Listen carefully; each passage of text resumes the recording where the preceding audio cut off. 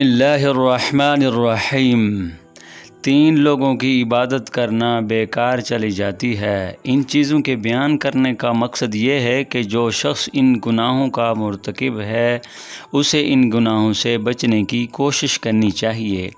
نبی اکرم صلی اللہ علیہ وسلم نے ارشاد فرمایا کہ تین لوگوں کی نہ کوئی نفلی عبادت قبول ہوتی ہے نہ فرض قبول ہوتا ہے۔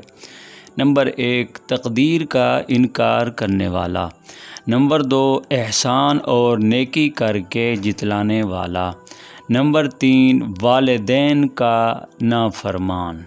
اللہ تبارک و تعالی ہمیں فرما برداری والی زندگی گزارنے کی توفیق عطا فرمائے۔